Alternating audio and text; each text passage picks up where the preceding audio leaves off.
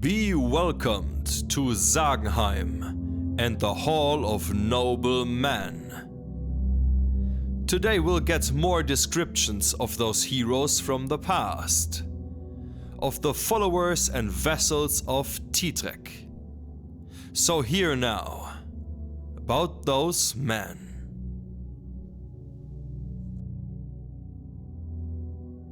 Herbrand the Far Traveler had brown curly hair, was dark in color, but still pale.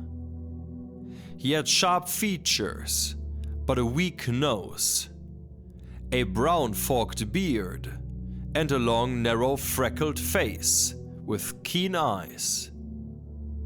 He was not handsome, and his face was not fair, but he was hardy and grim, a great, tall and strong man.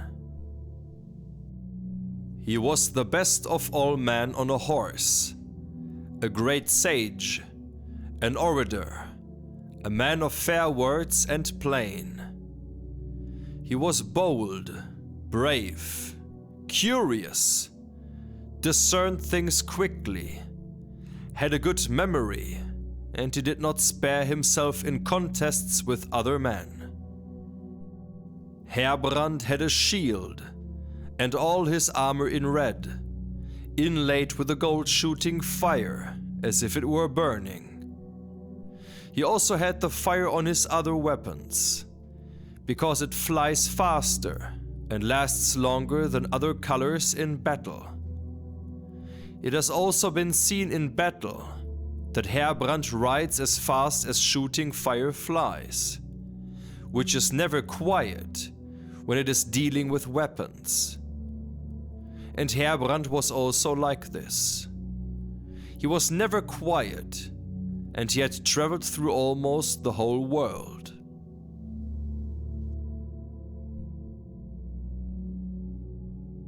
King Gunnar had light hair and a broad face, a short, light-colored beard and broad shoulders.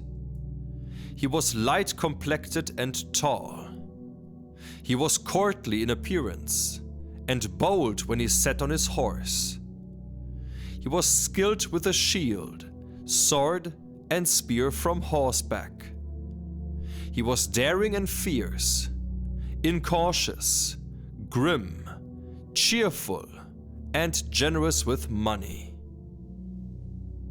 He was credulous with his friends, easily swayed, and a good fellow, but he was hard with his enemies. And King Gunnar had all of his armor white as silver, and his shield was marked with an eagle, bearing a crown. He had that sign on all of his arms, and the eagle wore a crown because he was a king. He had chosen this symbol because the eagle is the king of all birds, and his arms are clearly marked and easy to recognize. And whenever he came together with many men, he was quickly set apart from all the others because he was so courteous and noble.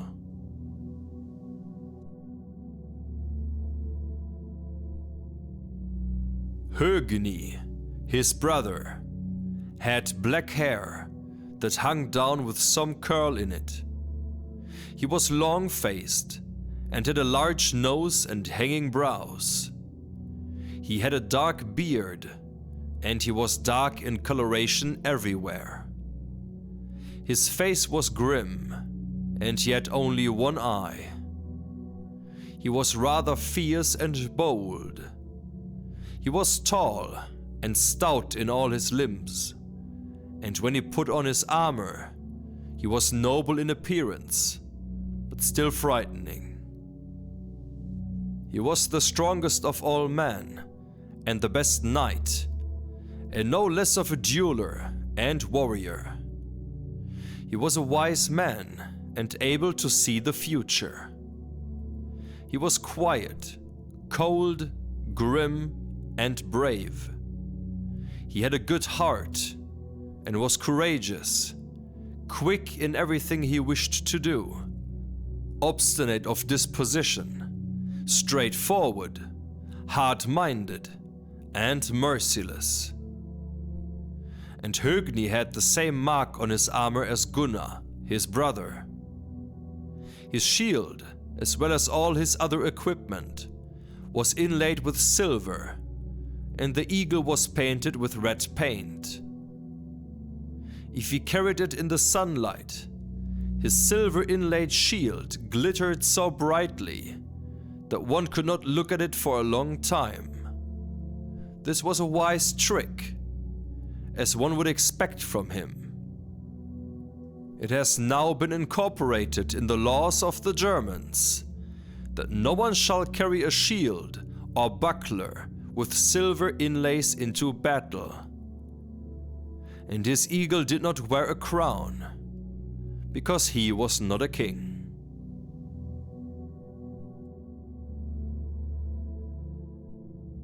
Young Sigurd's hair was brown and fair and fell in great curls, and his beard was short and thick and of the same color.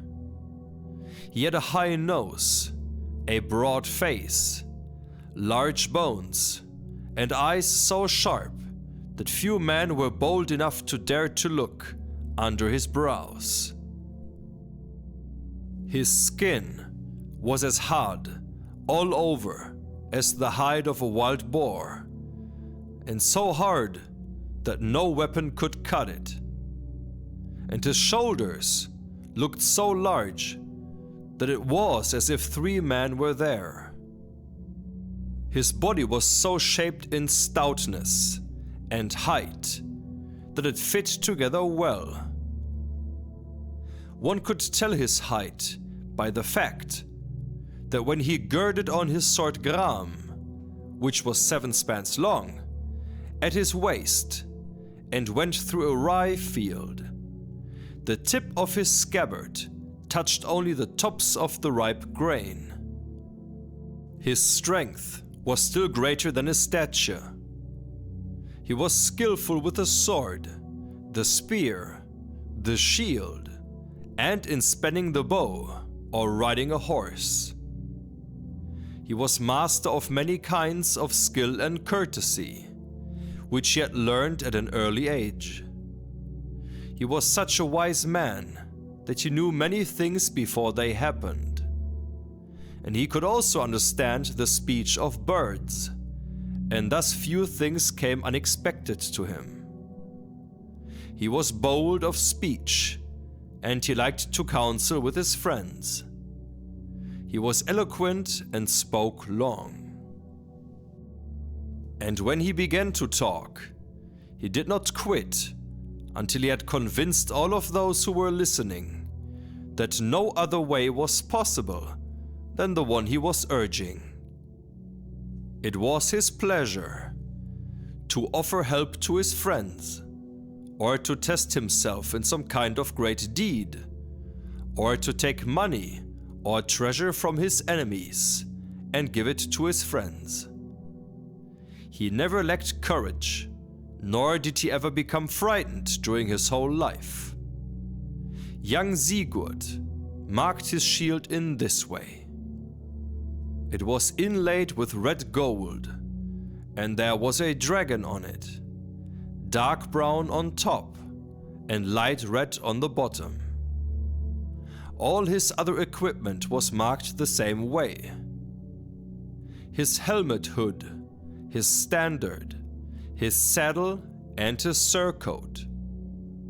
He was marked in this way so that whoever saw him would know who he was. He was so famous because he had killed the great dragon, whom the Væringjar call Fadmi. His weapons were all colored in gold, because he was ahead of all men in almost all the old sagas, in audacity and courtesy and all kinds of noble things. It is told in all of them that he was the strongest, the most famous, and the most generous warrior and chieftain, and his name is known in all tongues north of the Greek Sea, and will be known as long as the world stands.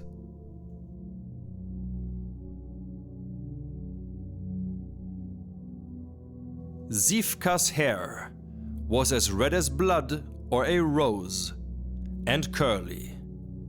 His face was bright, and he had red freckles. He also had a light-colored body covered with freckles. He had a red beard that was rather broad and a fair appearance. He was of medium height, but he was still very strong and an excellent rider, and his promise was great in many things. He was a wise and patient man. He had a long memory for past wrongs, and he was very crafty. He was bland, eloquent, grim, ill-willed, faithless, and hard. His name will always be remembered. Master Hildibrand was superior to all the champions in Bern in one respect. He knew one blow with a sword, so that no one could get his shield up in front of him whenever he came into battle.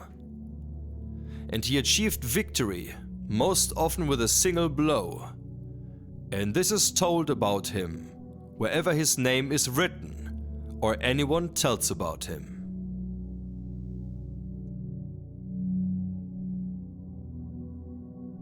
Heimir the Proud received honor from most, because he was fierce and a great berserk.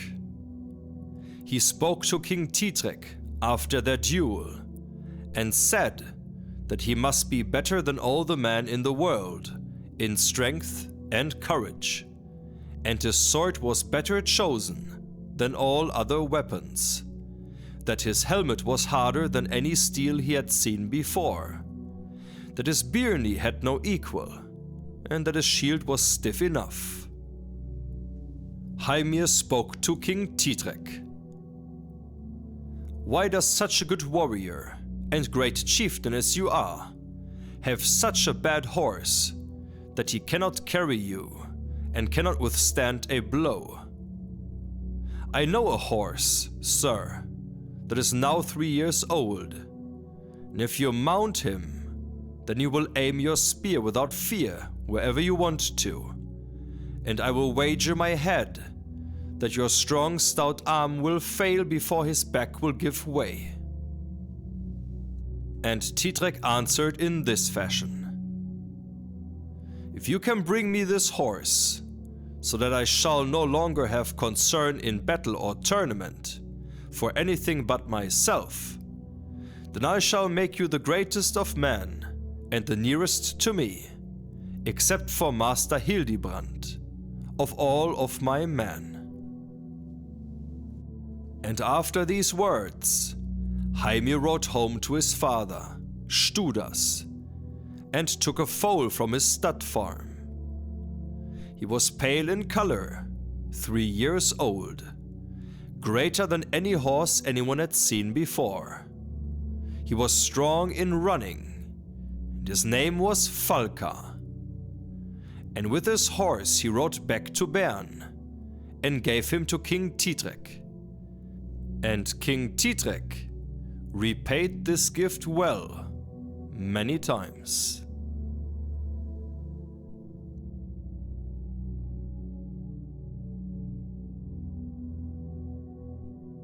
We are leaving this Hall of Heroes for today, and will be back again when Didrik gives the order to march, and when we hear about Bertanga Forest, and about the fight with a giant. So thanks for tuning in, and see you again next time, back here at Sagenheim.